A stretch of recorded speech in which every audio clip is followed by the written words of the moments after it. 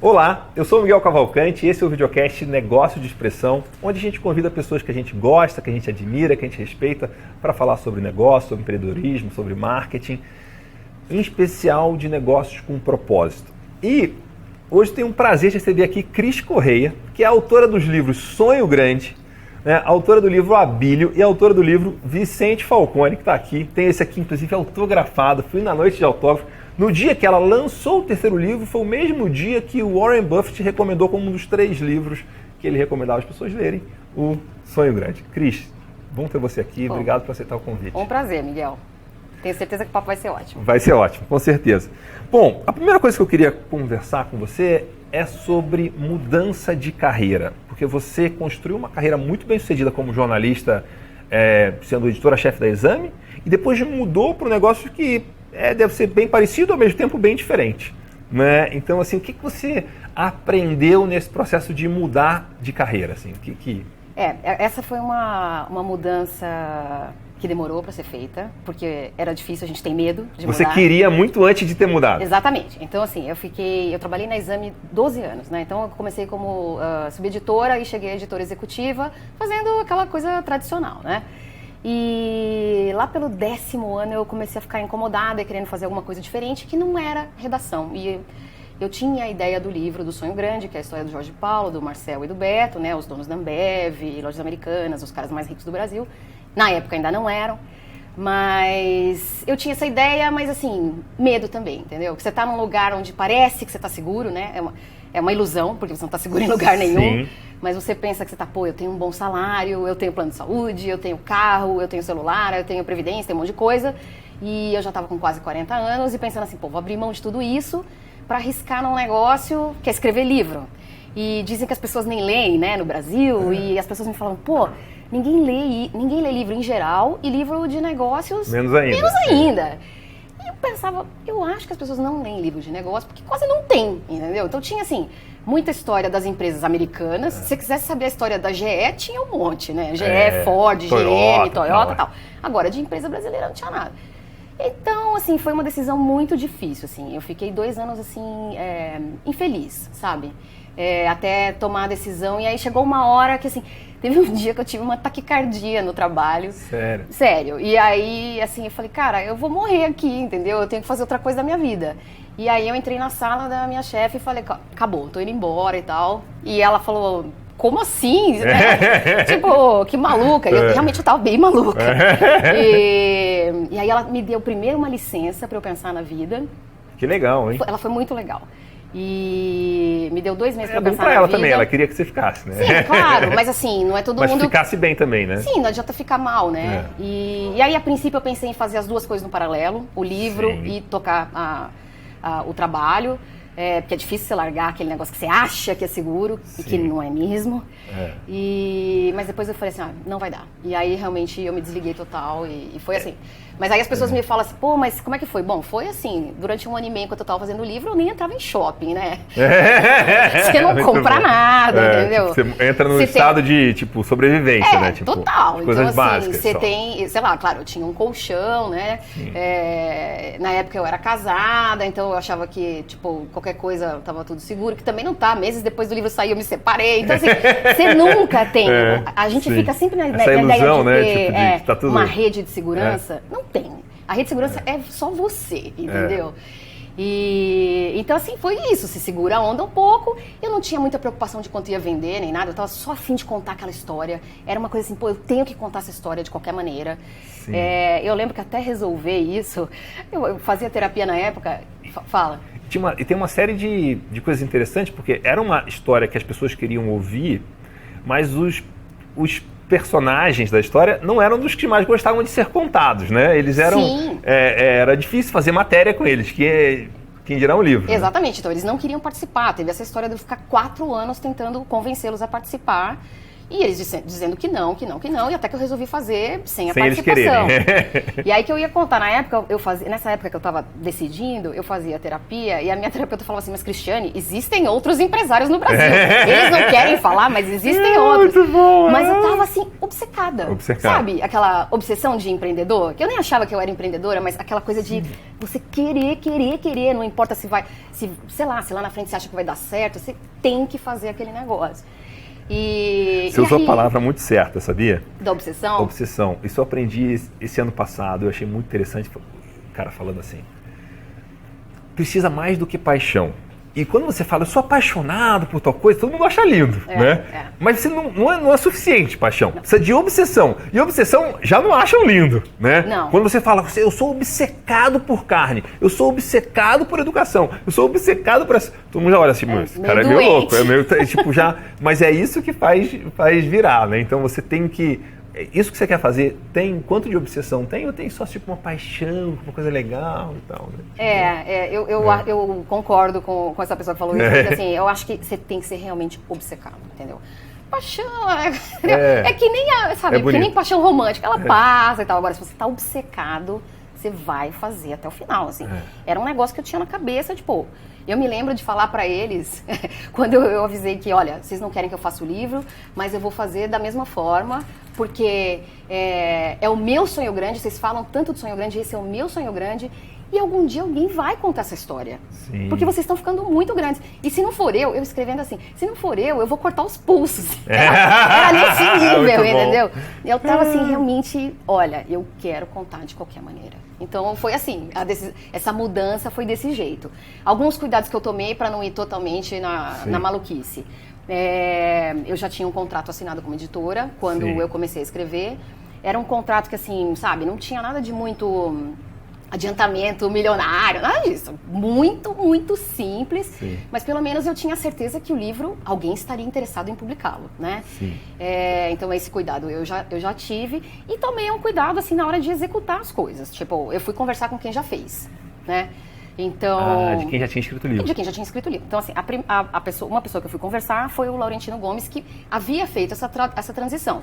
Ele era um super jornalista na Abril e depois acabou fazendo aquela trilogia 1808, 1822, né? Sei. E 1889. Então, na época, acho que ele estava só com 2 livros. E eu fui conversar com ele para ver como ele tinha feito. Legal. É o tal do benchmark, né? Sim. Não é nada além disso. Então, fui conversar e aí é o seguinte, se alguém que fez um negócio deu certo e tal, cara, eu escuto, entendeu? Eu não fico na resistência de, não, eu acho que você sabe melhor que ele, né? Eu não sei, eu nunca fiz, mas entendeu? O que ele falou pra você não convencional, que você não sabia ou você teve... Não foi assim não convencional, mas, por exemplo, ele me fala... Cara, eu não sabia o básico do livro. Então, tipo assim, o que eu faço? Primeiro eu apuro inteiro e escrevo, e depois escrevo, ou vou apurando e escrevendo ao mesmo tempo? É uma dúvida legítima. Sim. Aí ele falou, olha, eu apuro tudo e depois escrevo, porque senão você vai ter muita reescrita, entendeu? Faz sentido. Faz sentido, mas eu falo... Até porque as histórias estão muito interligadas. Exatamente. Então, assim, esse tipo de coisa. Outra pessoa... E você fez isso. Exatamente como ele falou. E continuo fazendo em todos os livros. Perguntei para o Jim Collins também a história de como ele fazia para escrever. O Jim Collins é o maior guru hoje de administração. E ele acabou... há bastante tempo. Pois é. Ele acabou fazendo o prefácio do livro, né? Porque ele é um outro caso, assim, de uma pessoa por quem eu fui muito obcecada. Então, sei lá, já falava com ele fazia mais de uma década. E eu perguntei para ele, escuta, quando você vai escrever seus livros, como é que você faz, assim, em termos da produção, para organizar a produção? E aí ele falou, olha, eu tenho uma meta de escrever 5.000 caracteres por dia. Que não parece muito, que são assim 2,5 páginas por dia. Mas tem que sentar. Vai fazer todo dia 100 dias seguidos esse negócio, entendeu? E aí eu pensei, vou seguir a mesma meta dele. E a mesma meta até hoje pra mim, sabe? Porque esses projetos de longo prazo, se você não... que você usou benchmarks bons, né? Tipo, o Laurentino eu conheço muito pouco, mas é um cara que fez livros de muito sucesso no Brasil. E o Jim Collins é, tipo, o cara de mais bem sucedido, sei lá, dos últimos 20 anos de livros de negócio. Exatamente. Né? Então, assim, claro, você vai fazer um benchmark, faz bem feito, né? Faz com que é referência mesmo. Exatamente. Né? Então, assim, isso me ajudou demais, porque eu acho que se eu tivesse que ficar inventando a roda, a roda já tá inventada, meu. Vamos pegar, Tem um jeito de se escrever livro. Tem um jeito e, claro, tem coisas que eu fui descobrindo. Por exemplo, sei lá, coisas que eu faço para os meus livros. Eu faço todas as entrevistas pessoalmente. Nem Tudo pessoalmente. por telefone, nem por Skype, não? Por Skype, só se a pessoa estiver fora do Brasil. Mas assim, é uma exceção. Por exemplo, por Falcone, eu fiz uma entrevista por Skype que era com o Carlos Brito, presidente da AB InBev, né, que é a maior cervejaria do mundo. Digamos que ele mora nos Estados Unidos, a agenda dele, a AB InBev tem 120 mil funcionários, digamos que ele é um homem ocupado, né? Então a gente fez uma entrevista por Skype, mas assim, é a exceção da exceção. Eu gosto de fazer tudo pessoalmente, porque eu acho que rende mais, entendeu? É muito diferente de você fazer por telefone. Então algumas descobertas eu fui fazendo sozinha, mas aprendi muito com quem já fez. Mas isso tem a ver também, assim, uma das coisas que eu queria te perguntar, que é explorar aqui na conversa, é que eu acredito, assim, que você pode mudar muito de carreira. E eu tenho uma das pessoas que eu já entrevistei aqui, o Marco Costa, é um cara que era do meu mercado, tipo, formado em agronomia ou ciências agrárias, fez mestrado nos Estados Unidos com nutrição de gado de corte e hoje ele é um dos mais renomados fotógrafos de casamento do Brasil.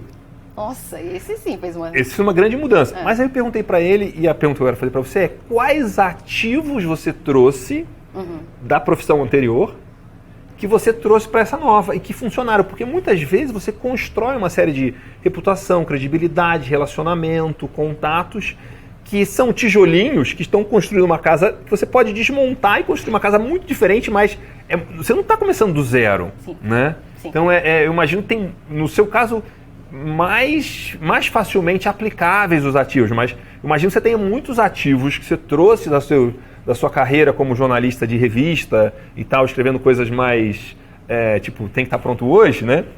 Ou essa semana, para esse mundo do livro que demora bem mais tempo. Sim, você tem toda a razão. Acho que a primeira coisa é a minha agenda. Sim. A minha agenda que foi construída... Você liga, as pessoas te atendem. Exatamente. Eu tinha, à época, um certo receio de, vou perder meu sobrenome corporativo, será que vão continuar me atendendo? E algumas pessoas não. Mas eu acho que é do jogo também. Eu também parei de ligar para algumas pessoas. Tudo bem, é a mudança. Então, a agenda... E eu acho que, assim, o fato de eu ter trabalhado na Exame, onde a gente fazia matérias grandes, entendeu? Muitas capas e tal... Foi um treino para eu fazer uma coisa maior. Então, assim, eu me lembro de um antigo chefe meu que falava assim: Cris, você está preocupada com esse negócio do livro? Mas é o seguinte, imagina que são 20 capas de revista. São 20 capas, é isso? Mais ou menos, entendeu? Aí eu falei, pensando assim fica mais 20 fácil. 20 capas é uma cada 2 semanas em um ano eu fiz. Isso, exatamente. Eu falei, então, isso eu acho que dá para fazer. Agora, acima de tudo, quer dizer, tem essas habilidades que você vai trazendo, mas eu acho que o que eu entendi é que eu descobri o que é que eu acho que eu sei fazer, mais ou menos, né? Sim, que é sua habilidade única. Contar histórias. É isso, se resume a 2 palavras. O que eu sei fazer? Contar história. E aí eu entendi que pode ser em revista, pode ser em livro, pode ser em palestras, que é uma coisa que eu faço bastante hoje em dia. Pode ser numa entrevista aqui com você, que a gente está contando uma história. É isso que a gente está fazendo. Então, eu fico pensando que existem provavelmente outras formas de contar história que eu ainda nem explorei e que eu espero explorar, entendeu? Sim, muito legal esse negócio de... Porque faz... E você, assim... eu vou dizer, eu não me lembro de muitas matérias ou de matérias específicas que eu li que você escreveu no Exame. Mas os seus livros são muito bons de ler. E de temas que facilmente seriam difíceis, vamos dizer assim. Né? É relativamente fácil complicar um livro que não é um romance e ele ficar um livro, tipo, xarope de ler. O seu, tipo, você quer continuar. Né? Bem fácil. Interessante. E você falou uma coisa que eu quero explorar isso. O que você acha que você fez na Exame que permitiu que a Cris Correia, não sendo mais da Exame, continuasse sendo atendida? O que você perdeu o seu sobrenome corporativo não te custou tão caro? Quais são as habilidades ou os comportamentos? O que gerou isso? Olha, assim... Acho que sem falsa modéstia. Eu acho que eu fazia um trabalho decente, entendeu? E as pessoas achavam que eu era uma jornalista séria, né? Certo. Então, eu nunca fui a fim de fazer, sabe, uma coisa sensacionalista, que também não é o perfil da Exame, nunca foi. Sim. Mas assim, eu sempre fui uma jornalista muito séria. E eu sempre levei à risca um princípio que a minha chefe dizia na redação, que era o seguinte: não existe matéria positiva ou negativa. Existe matéria certa e errada. E o que a gente quer fazer aqui é matéria certa. Então, muitas vezes eu fiz matérias que eram assim, que batiam em algumas empresas, inclusive na Ambev. Teve uma vez que eu fiz uma capa sobre a hipercompetição na Ambev. Na época dos processos e tal. Era uma época triste. O Marcelo dança Teles, na boquinha da garrafa. O Marcelo Teles parou até de falar comigo na época, mas a matéria estava certa, entendeu? Então a pessoa tem que reconhecer que é isso. Você não inventou uma coisa. Não mata o mensageiro, eu só estou contando o que está acontecendo. Então, eu acho que o fato de ter feito várias matérias que eram, assim, corretas, por mais que às vezes elas fossem indigestas para a pessoa que é o objeto daquilo, isso fez com que depois as pessoas continuassem me atendendo, né? A maioria delas, algumas não. Mas tudo bem, eu acho que é do jogo mesmo. Tá tudo bem. Não fica o dodói, sabe? Também, tudo bem. Isso também é um aprendizado, né? Uma outra coisa que eu quero saber, assim, o que é notícia e o que não é notícia para exame ou para veículos de negócios? Olhando, por exemplo, eu como empresário, eu gostaria que eu saísse, eu gostaria de sair na exame, eu gostaria que a minha empresa saísse na exame. O que é saível, o que não é saível, vamos dizer assim? Olha, e não notícias de desastre, né? Sim. É difícil eu falar pela exame porque faz 7 anos que eu saí, mas né? No exame é só um exemplo, mas o que atrai um jornalista? Como jornalista, eu acho que, assim, o que sempre me atraiu não era a história simplesmente de mostrar números. Às vezes um empresário, uma assessoria de imprensa vem com o papo assim, porque a gente cresceu 10%.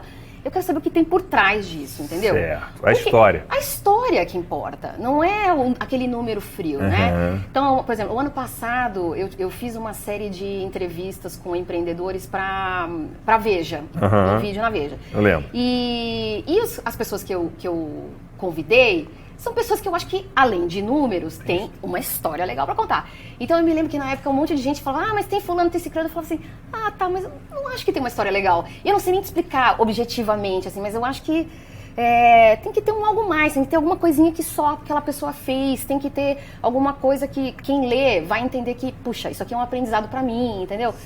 Não é só um número. Eu acho assim, tem empresa que cresce, cresce 2 dígitos, mas tão sem graça a história, ou se sei lá, é um monopólio, que graça tem, entendeu? Então não é só o número, tem que ter um pouco de conflito também na história, tem que ter sim, porque jornada do herói aí, não total jornada do herói. Isso é uma coisa pra mim, assim, o remédio para insônia mais eficiente que tem é vídeo institucional de empresa. Né? Tipo, um negócio que você põe em 3 minutos, a pessoa tá dormindo. Sim. Que é assim, a história é assim, começa, o cara é bonito, aí ele continua cada vez mais bonito e ele termina incrivelmente lindo, né? Tipo, os filmes, a definição de filme épico é que o herói quase morre, né? Tipo, tem que ter esse ingrediente, né? Então, isso é difícil nas empresas. Elas não querem, elas acham que isso diminui, só que não diminui, isso torna crível, entendeu? Aí as pessoas se identificam com aquilo. Que é um negócio que eu tento fazer sempre nos livros. Então, assim, nos livros, por mais que as histórias são de quem chegou no topo, nos 3 casos, mas todo mundo ali derrapou, todo mundo ficou doente, teve depressão, tá tudo lá. São pessoas, são seres humanos, entendeu? Que não acertam o tempo todo, entendeu? A diferença deles é que provavelmente eles reagem de uma outra maneira quando as coisas dão errado, né? Enquanto a maioria vai sentar, chorar, culpar o terceiro e tal, esses aí levantam e vão consertar o babado, né? Mas tem suas fraquezas, entendeu? E eu acho que você tem que mostrar isso. E é isso que as pessoas, eu acho que acreditam, sabe? Tipo, o mundo cor-de-rosa, a gente sabe que não é, né? Sim. E, assim, você falou que o trio, né, não queria que escrevesse o livro. Como é que é a visão deles hoje? Tipo, é um maior presente que você deu pra eles, né? É assim. Assim, eles não queriam o livro e não participaram. E aí eu lancei o livro, mandei pra eles e, tipo, ignoraram, né? Assim, sei lá, brincadeira. O Jorge Paulo mandou, recebi o livro, obrigado, sem comentários e tal. O Beto também, a mesma coisa, recebi o livro, obrigado. E o Marcel, que era quem eu conhecia fazia mais tempo, que eu conhecia, sei lá, desde no fim dos anos 90, ele não falou nada. E aí eu achei até estranho. Eu falei, nossa, será que tem algum erro? Minha preocupação é sempre se tem erro, entendeu? Sim. Porque tem uma questão assim, os caras, imagina se os caras vêm com um advogado pra cima de mim, né? E aí ele não falou nada, aí eu perguntei pro assistente dele, falei, escuta, o Marcel recebeu? Ela falou assim, não, recebeu sim. Eu falei, tá bom então. Aí eu me lembro que a minha sensação foi como se eu tivesse voltado à adolescência e eu tivesse saído com o cara e achando que eu tinha abafado e o cara nunca mais te liga, sabe? É aquela mesma sensação, assim, você achou que o negócio foi legal, mas ninguém falou nada. A gente quer ser aceito como ser humano, claro, né? Claro. Mas é o seu trabalho, a sua obra, né? Mas assim, eu sei que é o estilo deles, entendeu? Sim. Não é o estilo tapinha nas costas. Então, pra te falar a verdade, minha maior preocupação é, tomara que não me apareça um advogado. É só isso que eu tava pensando. Tem algum erro, alguma coisa? E aí, assim, nada disso aconteceu. Aí, a primeira vez que eu vi o Jorge Paulo falando alguma coisa do livro foi num evento da Fundação Estudar, tem, sei lá, 1 ano e pouco, mais ou menos. E o menino era um bolsista que estava entrevistando ele, né? No fim da entrevista, a última pergunta, ele falou do livro. Ele falou assim, Jorge Paulo, a gente sabe que vocês não gostam de aparecer e tal, mas aí saiu o Sonho Grande e eu queria saber que impacto teve para vocês. E eu tava lá. Mas o Jorge Paulo não tinha me visto. Aí ele falou assim, não sei se a Cristiane tá aí, daquele jeito que ele fala assim, mas a gente ficou fugindo dela. Ele contou no palco, a gente ficou fugindo dela e tal, porque... Não teve jeito, ela obcecada mesmo. A gente não sabia, sei lá, às vezes se a pessoa quer sangue e tal. Mas chegou uma hora, ela falou que ia fazer e a gente falou, bom, vamos ver o que vai dar, né? E aí ele falou uma frase que, assim, eu fiquei muito feliz. Ele falou assim, mas no fim das contas eu acho que esse livro fez bem não só pra gente, mas pro Brasil. Porque, de fato, eu acho que foi uma coisa de mostrar que, o brasileiro pode fazer um negócio grande, entendeu? Global. Você pode ter orgulho de uma coisa, né? Não precisa ter essa coisa da síndrome do vira-lata. Dá pra fazer coisa legal, né? Eu posso visitar um gringo e dar Dream Big pra ele, que não vai fazer feio em lugar nenhum. Isso. E ele sabe quem é Jim Collins e é o prefácio do Jim Collins, né? Isso aí. Então, assim... E o Jim Collins não prefacia qualquer coisa. Não, né? não. Muito pelo contrário, né? Então... O Jim Collins, se você souber, esse aí, coitado também, o que ele fugiu de mim. Eu conheci o Jim Collins no ano 2000, eu fiz uma entrevista por telefone com ele, quando ele estava lançando um livro que falava daquela história do líder nível 5, sabe? Good to Great. Isso. E aí, eu gosto que você sabe todos os livros. Feitos para Vencer. Esse livro é incrível. É muito bom. E líder nível 5 é uma... Explica tudo, né? Explica tudo. E eu lembro de fazer a entrevista com ele por telefone. E quando eu desliguei, eu estava, assim, apaixonada. Esse cara é bom, né? Eu falava, cara, esse cara é bom. Porque, assim, você entrevista um monte de guru, mas tem um monte de guru que é aquele blá, blá, blá, né? Então, assim, e esse cara tem consistência, tem uma pesquisa aqui, tem um negócio, não é um monte de opinião, entendeu? E desde então eu fiquei no pé dele. E aí eu falava assim, eu falava com ele de vez em quando, por e-mail e tal. Eu falava, quando você fizer um livro novo, eu vou aí. Aí ele falava, não, ele não gosta, né? Ele não viaja, ele não gosta de receber ninguém, ele mora na caverna. Aí em 2008 ou 2009, não me lembro, ele ia lançar um livro novo e eu falei, do How the Mighty Fall. Exatamente. Aí eu falei, eu vou aí fazer uma entrevista com você. Esse eu tenho autografado dele. Tem? Como você conseguiu? No evento da Inc, que ele deu palestra e tinha lá. Então, nada demais, não foi ele que autografou. Não, mas não tem problema. Pago para autografar, mas eu tenho autografado. E aí eu falei assim, eu vou aí fazer a entrevista com você pessoalmente. Bom, e aí aconteceu, ele não queria até que eu convenci. E aí ele falou, tá bom, você tem 3 horas comigo. Pô, 3 horas com ele. Aí eu fui falar na revista e me disseram o seguinte, olha, a gente vai ter um correspondente nos Estados Unidos, então quem vai fazer a entrevista com ele é o correspondente. Aí eu falei, vocês estão de brincadeira, né? Faz 10 anos que eu tô negociando uma entrevista. Aí eu falei assim, eu pago a minha viagem. Então eu paguei para ir fazer a entrevista. Sim. E aí, essas coisas que você falou no começo, assim, de o que você faz em outros trabalhos que você pode usar aqui na frente, eu fiquei meio assim de ter que pagar para fazer a entrevista, mas você vê, eu estabeleci uma conexão com o cara que na hora que eu pedi para fazer o prefácio, ele fez, entendeu? Ele sabia quem eu era. E eu contei para ele que eu estava pagando o meu bolso, a viagem, e ele falou, sério? Eu falei, isso é o tanto que eu queria entrevistar você. Então, assim, eu acho que tem horas que na vida da gente que acontecem coisas que a gente não vê o sentido, mas que lá na frente aquele Lego vai ser montado e você vai trazer aquela peça, alguém que você conheceu lá atrás e que parece que não, sabe, a pessoa é legal, mas e daí, né? Lá na frente ela vai entrar numa outra configuração. Então, eu acredito nesse negócio, entendeu? E com ele foi exatamente isso. Que legal. O que melhorou e mudou no processo de escrever livro agora que você já escreveu 3? Não melhorou nada. Já começou incrivelmente bom, já fez o benchmark dos 2 melhores. Não, é incrivelmente a mesma agonia, entendeu? Porque eu acho, Como eu fiz o primeiro, ninguém tinha expectativa nenhuma, nem eu, nem a editora, nem ninguém. Eu estava submersa, né? Sim, meu telefone nunca tocava. É o privilégio de você ser desconhecido naquele trabalho. Então, não tinha expectativa, meu telefone não tocava, eu não recebia e-mail, eu vaguei aí 1 ano e meio, né? Tipo, ninguém sabia do que eu estava fazendo da vida.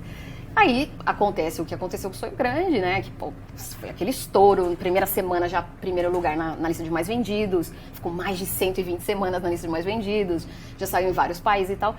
Aí a sua agonia seguinte é outra, é assim, será que eu sou uma bandinha de uma música só? É outra agonia. Once you are lucky, twice you are good. Mas é uma agonia. E aí, quando eu resolvi fazer o Abílio, eu falei assim, bom, eu acho que o tema é bom, vamos ver se eu consigo desenvolver no mesmo nível, né? Mas a minha insegurança era essa.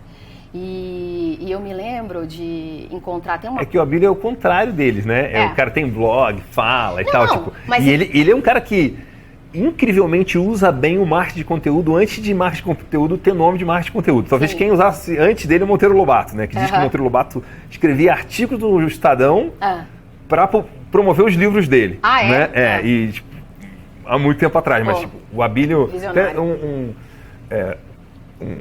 Uma pessoa muito conhecida minha fala assim, o Abílio ele tem habilidade, ele é um cara de muito sucesso, um grande empresário brasileiro, mas ele tem um destaque maior do que ele é. Ele criou uma imagem maior do que ele. E assim, eu já vi o Abílio chegando em evento, parece que tá chegando o Mick Jagger, cara. As pessoas querem... O tempo para, né? Não, o tempo para, as pessoas querem tirar foto com ele, é uma loucura, entendeu? Ele tem ele chega chegando, entendeu? Mas então, tinha isso que é diferente também, será que eu vou conseguir contar coisas que as pessoas não sabem, porque ele é tão exposto, né? Sim. Mas a minha maior preocupação era, será que eu sou uma bandinha de uma música só? Essa era a minha preocupação. E eu me lembro Você sabia que não era, mas... Não. Eu sei. Você não era com certeza, mas esse medo interno é uma coisa super comum, né? E aí eu me lembro que assim, teve um dia que eu fui... Qualquer pessoa que você perguntasse ia falar que você não era, né? Mas não interessa. Não é verdade? Mas lá no fundinho você fica pensando... Porque isso é uma coisa do ser humano, assim, eu já vi isso em vários momentos comigo e com outras pessoas. Tipo, olhando de fora, é óbvio que a pessoa é capaz. Porque não foi por acaso que ela fez aquilo, mas a pessoa não acredita. Né? E aí, eu lembro que teve um dia que eu fui num evento, eu ia trabalhar, fazer uma mediação num evento, e tinha uma atriz chamada Clarice Nisquier, que faz um monólogo há mais de 10 anos, chamado A Alma Imoral. Incrível. Que é maravilhoso, incrível. maravilhoso. Inclusive, onde eu assisti, né? Então, foi lá também. Eu tive uma conversa com ela que foi maravilhosa, porque assim, era meu aniversário, e a gente estava assim na fila para se servir para o almoço, e eu falei para ela, olha, eu acabei de ver sua segunda... Não, falei, a Alma Imoral, você já deve ter ouvido falar muitas vezes, mas a Alma Imoral mudou minha vida. Realmente foi a peça que me fez pedir demissão do meu trabalho. Que legal. E aí ela falou, que legal, tal. Eu falei, pois eu acabei de ver sua peça mais recente, eu tinha visto na mesma semana. E aí eu contei pra ela, eu perguntei, queria saber como é que foi fazer uma outra coisa depois de um negócio que tá há tanto sucesso. Que é tão incrível, fazendo né? tanto sucesso há tanto tempo, né? E aí ela falou pra mim, olha, uma vez eu vi uma entrevista da Fernanda Montenegro que ela falava que logo depois que ela fez Central do Brasil, que foi indicado ao Oscar e tal, ela fez um outro trabalho e teve gente que falou assim, é legal, mas não é tão legal e tal. E aí, não sei se foi exatamente isso, tô dando uma resumida aqui. Aí disse que a Fernanda Montenegro teria falado alguma coisa assim, olha, eu não posso competir comigo mesma. Muito bom. Então, assim, eu fiquei pensando, bom, talvez o próximo livro não venda como o primeiro, mas assim, entendeu? Eu não posso competir comigo. Eu tenho que fazer uma coisa que eu acho que tem um certo nível, mas se vender menos, paciência. Que bom que eu fiz um livro que vendeu esse estouro, né? Não pode ser sempre vender mais do que o anterior. Exato, né? não vai ser isso. Tem histórias que não são assim. Então, e mesmo Clarice... ícones globais, né? Eu fui no show do Paul McCartney e eu fiquei pensando isso. Pô, o cara é um grande sucesso mundial. Mas o negado só quer escutar as músicas velhas. Se ele tocar aquele que compôs agora, o nego vai. Ninguém conhece, né? Ninguém nem conhece. Então, é o preço de você fazer muito sucesso também, né? Então, assim, a Clarice Nisquier, naquele dia que era meu aniversário, ela me acalmou. Eu tava começando a fazer o Abílio, ela nem sabe disso. Mas foi um negócio que me acalmou, sabe? Eu falei, é isso aí, vamos fazer o que a gente pode e torcer pra... Fazer o seu melhor, né? Exatamente. Faça sempre o seu melhor, né? E tem coisas também que é incontrolável, né? O que faz o livro bombar e tal. Tem muito a ver com... Tem timing, tem um monte de coisa junto. Tem, sei lá, se tem um monte de lançamento na mesma época. Tem vários fatores, entendeu? É difícil. Não, muito Muito, muito legal isso aí, assim, né?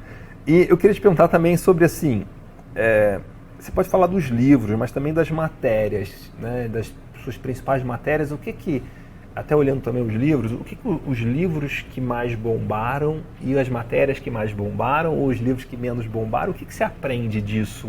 Porque talvez você vai ter um N maior da Exame, quantas capas você fez, provavelmente você deve ter feito uma capa, isso aqui vai bombar e não virou nada, e uma coisa meio que tipo, tal, fez lá, super caprichada, mas, e aí, bum, estoura. Eu acho, a gente nunca sabe exatamente o que o leitor quer, né? E eu vejo isso em tudo. Por exemplo, sei lá, nessa série de entrevistas que eu fiz o ano passado, tinham entrevistas que eu amei fazer, mas a audiência foi muito menor do que outras que eu achava que foram legais, mas que não tinham sido, entendeu? Então é difícil, o que a pessoa quer assistir, o que ela quer ler, você nunca sabe com certeza. É verdade. Então, sei lá, eu fico bem humilde assim nesse caso, porque eu acho que é difícil caso você cravar. Caso que primeiro de água fria. Você não sabe o que a pessoa quer. No caso da Exame, eu me lembro claramente de uma capa que eu fiz com um colega que era para falar sobre casos de pirataria no Brasil. E a gente fez uma pesquisa, era uma coisa assim sensacional. Eu falava assim, nossa, a gente vai ganhar muito prêmio com essa matéria. Foi tipo a capa menos vendida do ano, entendeu? Se você me perguntar por quê, eu não sei dizer, mas ela não bateu. Em compensação, essa capa que eu te falei da Ambev, que era sobre a hipercompetição, eu achava que era uma matéria, ela tinha nascido como uma matéria de 4 páginas. Aí eu comecei a contar e tal, e as pessoas, não, peraí, mas isso aí é uma capa. Eu assim, sério? Eu nem achava, tal. Fizemos tem um conflito legal, né? Tem um conflito aí fiz a capa, e aquilo virou assim, na época ainda era, a comunicação era... Da semana, né? Sim, a comunicação era por carta, foi recorde de carta na história da Exame, entendeu? As pessoas assim, horrorizadas com aquele ambiente e tal. E deu muita repercussão aquela matéria. Mas é difícil, em compensação tem horas que o timing te ajuda. Sim. Por exemplo, no fim da década de 2000, eu fazia muita matéria de indústria automotiva, que eu adoro. Eu posso ver uma montadora que eu quero entrar e ver, eu acho muito legal. E aí eu queria ir para a Toyota no Japão, fazer uma matéria por dentro da Toyota, né? Nenhum jornal brasileiro tinha ido ainda, o que só me faz querer mais, né? Sim. Então eu falei, eu quero ir. E fiquei 1 ano negociando com a Toyota para eles me deixarem até lá fazer. Quando eu estava lá, a Toyota passou a Volkswagen e virou a maior montadora do mundo. Nossa. Aí, sabe assim, dá uma sorte. Foi um presente, assim. Foi um presente. Né? Então eu cheguei, escrevi a matéria, assim, em 2 dias, e ela foi para a banca, assim, na mesma semana que a Toyota virou a maior montadora do mundo. Então, você mostra, por dentro da maior montadora do mundo, pô, eu não sabia que ela ia virar naquela semana, mas eu sabia que em algum momento ela ia virar. Então, essa foi o timing, né? Então, mas é difícil, você nunca sabe o que vai dar certo, o que não vai. O livro do Falcone, por exemplo, é um livro mais técnico, entendeu? É um livro mais gestão, né? Eu falava assim, puxa, será que eu vou conseguir contar de um jeito que as pessoas não durmam no meio, entendeu? É uma preocupação que a gente tem que ser honesta. Mas uma coisa, o Falcone eu não li ainda, e o que eu li foi eu espero que você não durma no meio. O trecho que saiu no Exame, né? Sim, que é polêmico. É um trecho bem apimentado, vamos dizer assim, né? Que eu não esperava, assim, né? Tipo, pra mim foi surpreendente, assim, tipo, pô, o Falcone passou por isso, né? Porque, tipo, o Abílio brigar com a família foi surpreendente pra mim no nível que rolou as brigas, né? Como eu estava falando, pra mim, assim, o benchmark de briga em família é a sua mãe te processar, né? Então... Como aconteceu com a Abílio. Nunca imaginei que era possível. Mas é um negócio que, tipo, mostrar essa humanidade também, você fala, pô, já errei num monte de coisa, mas, pô, se o Falcone conduziu desse jeito, pô, também, né? Sim, mas é por isso que eu gosto de mostrar as imperfeições deles, entendeu? Porque não são perfeitos, gente. Não são. E a gente tem uma tendência de endeusar e ver esse só negócio de endeusar, virar super-herói, eu acho que não tá com nada. Isso é interessante. E uma coisa que eu vejo muito que é difícil acontecer os dois a habilidade de escrever geralmente não é acompanhada da habilidade de falar, né? E você tem uma carreira que combina as duas coisas, né? Imagino que você faça bastante palestras hoje, e palestras é mais do que o conteúdo, é a sua habilidade de como você... É quase uma peça de teatro. Né? E escrever. Então, como é que é esse desenvolver habilidades para ficar muito boa em escrever livros e desenvolver a habilidade de fazer uma palestra muito boa, que conecta, que impacta e que... Então, de novo é aquela história que eu te falei. O que eu sei fazer? Contar histórias, né? Então, palestra, tô contando uma história. Agora, nem eu sabia que eu sabia fazer palestra. Entendeu? O que aconteceu? Nunca tinha feito. Né? Eu não fazia nem, até hoje, aliás, não sei fazer PowerPoint, não sei fazer essas coisas. Mas é assim, importante, né? Tipo... Sim, mas o que aconteceu? Saiu o Sonho Grande, o lançamento foi numa terça-feira. Na quinta-feira já tinha uma pessoa me contratando para dar palestra. Que obviamente eu aceitei e falei, e agora o que eu faço? Né? Sim, porque eu claro. não sei fazer. E aí, de novo, recorria ao mesmo benchmark. Igualzinho, entendeu? É que nem o pessoal do Sonho Grande fala Quem que você gostou fazer benchmark de palestra? O Salib, um dos fundadores da HSM. Sim. E aí eu falei, Salib, preciso tomar um café com você porque me contrataram para dar palestra, mas tem um probleminha, que eu não sei dar palestra, né? Ainda não sei, né? Ainda não sei. E aí ele me recebeu e ele foi meio que assim, um mentor nesse caso. Ele falou assim, ó, faz o seguinte, monta como você acha que deveria ser, e vem dar aqui uma aula para o pessoal da HSM Educação. Eu vou assistir e aí a gente conversa depois. Então foi o que eu fiz. Então assim, o meu primeiro PowerPoint era muito tosco, né? E ele até falou, aí ele fala com toda a clareza. Falou a real. E assim, eu gosto, e aí, como eu te falei, eu não fico dodói. Se a pessoa tá me dando um feedback que pode ser dolorido... Pô, o cara já viu mais palestras de gurus do que qualquer um, né? Exatamente. O feedback às vezes pode ser dolorido, mas cara, vai me ajudar? Beleza. E você confiava nele, né? Que ele total. estava ali com uma boa intenção e que ele tem capacidade de sobra para falar o que é bom e o que não é. Exatamente. Né? Então, e aí foi assim. Então, e aí fui treinando e tal. E eu lembro que depois de um ano mais ou menos, ele assistiu uma palestra minha para uma empresa, que eu estava dando para uma empresa.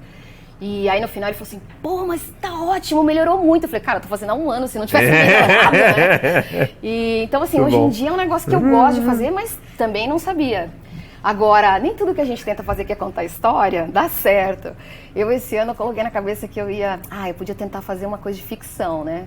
Eu não consegui passar do segundo parágrafo ainda. Tô tentando, não sei se a minha... Sabe? Você já leu Steven Pressfield? Não. Do The Work e a Guerra da Arte? Não é a arte da guerra, a guerra da arte. Não. É um cara que ele é muito famoso, eu não sabia disso, né? Escreveu vários livros sobre guerra. E aí ele resolveu escrever um livro sobre a dificuldade de você colocar sua arte para fora.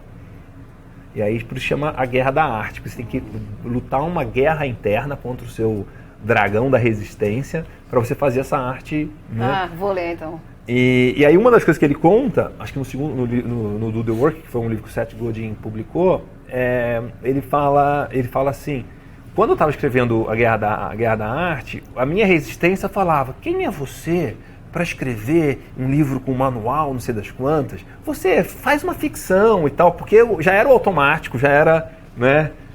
Então talvez tenha um pouco disso. Não, eu já sei fazer, tipo, livro de negócios, mas ficção não é meu negócio. Então, E eu não consigo sair do segundo parágrafo, tá um negócio que eu tô quase desistindo. Ou então eu fico assim, talvez eu não esteja pronta para contar essa história, sei lá. Mas, enfim, tem coisa que a gente também... Só tô contando isso para dizer que não é tudo que a gente tenta fazer que sai. Claro. Tem coisa que não sai. E negócio de palestra, eu lembro... o melhor resumo do que é fazer uma boa palestra que eu vi foi do Tony Hsieh, lá da Zappos, que ele falava assim, você tem que contar histórias de coisas que você viveu e de coisas que você tem paixão. Se você tiver isso aí, você vai mandar bem. Se você não tem, aí vai ser difícil fazer uma palestra que sirva, né? Então, é mais simples do que parece. Cris, adorei essa conversa. Eu quero encerrar com o meu convite final, que é sempre pedir para você desafiar quem está assistindo a fazer alguma coisa que tira da zona de conforto e que ela possa começar, pelo menos até o final da semana que vem. Tá, olha, essa pergunta é tão difícil, né? Outro dia, eu tava... Não. Outro dia eu tava assistindo um filme do Jim Carrey, que eu não vou lembrar o nome, mas é que ele tinha que falar sim para as coisas, em vez de falar não. Certo. E é um filme que eu já tinha visto e eu vi de novo, assim... Um outro olhar. E aí eu acho que às vezes a gente fala muito não no automático, sabe? O não para aquilo que você acha que não vai dar certo, que você não está acostumado, que você não sabe fazer. Então, assim, até a semana que vem, fala alguns sims onde você falaria não, só para testar. E ver se tem... Porque eu comecei a falar sim para algumas coisas. Sério? Que foram legais, entendeu? Por exemplo? Até programas, assim, tipo, vamos fazer tal coisa. Normalmente eu ia falar assim, não, que chatice, tá bom, eu vou. E às vezes é legal, às vezes não é legal mesmo. Sim. Mas tem coisas que você tem que fazer um esforço e falar um sim, onde você naturalmente falaria não. Tem gente que tem a dificuldade oposta, né? Eu sou esse tipo. Eu não tenho essa dificuldade. Eu não tenho essa dificuldade. Tem gente que tem... Não, mas não de fazer coisas que eu não gostaria, mas de falar assim, tipo, pra coisas aleatórias que tipo, me ferram depois, assim, não, sabe? então eu vou mais nessa linha... Pra mim, o piloto automático é o não, entendeu? Ah, entendi. Então, onde o teu piloto automático é não, fala um sim. Inverte. Se o seu piloto automático é sim, fala um não de vez em quando.